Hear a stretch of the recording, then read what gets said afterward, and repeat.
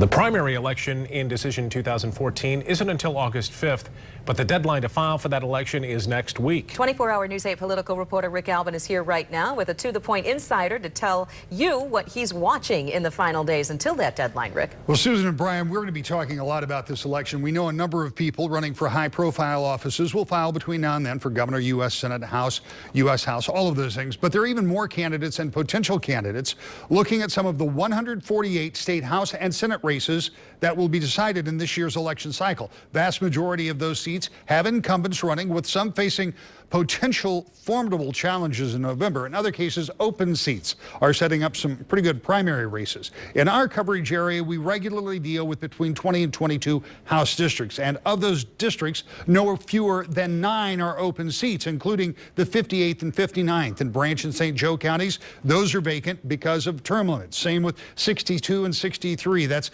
Kate Siegel and Jace Bolger down in Calhoun County. Both will have served their 3 terms, so those are open seats, as is the 80th in Allegan County with Bob Janetsky, and the 90th in Ottawa County with Joe Haviland, who is the House Appropriations Committee chairman. All those people are gone because of term limits. But there are some others, including the 60th district in Kalamazoo.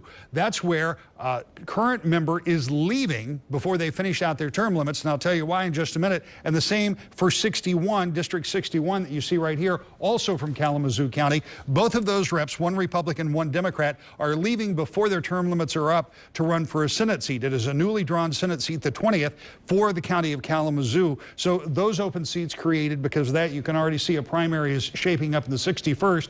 As of about 15 minutes ago, nobody had filed for the 60th. I guarantee you by next Tuesday, somebody will have. Same case in the 73rd district. This is in Kent County, in the north and east part of the county. The 73rd district, that's where Peter McGregor is currently the state representative. He could have run for another 2-year term, but instead he's running for a Senate seat, one being vacated by Mark Jansen. Take a look at the size of this Republican primary. Only one Democrat has registered, but there are 1, 2, 3, 4, 5, 6, 7 Republicans that put their name on the ballot. One is withdrawn, but right now that's a 6-way primary race, and that's one we'll be following very closely as well. And we do have those open Senate seats that we talked about in our viewing area, including the 2 I mentioned in Kent and Kalamazoo County, and there's another in the very southern area of the state, including Branch County, where an incumbent, Bruce Caswell, has decided not to run for re-election. So those open seats make for some really good primaries. And as I said, we certainly have the potential for some good general races as well. Next week, we'll take a complete close look at just who will be running where and what choices you'll have to make in Decision 2014.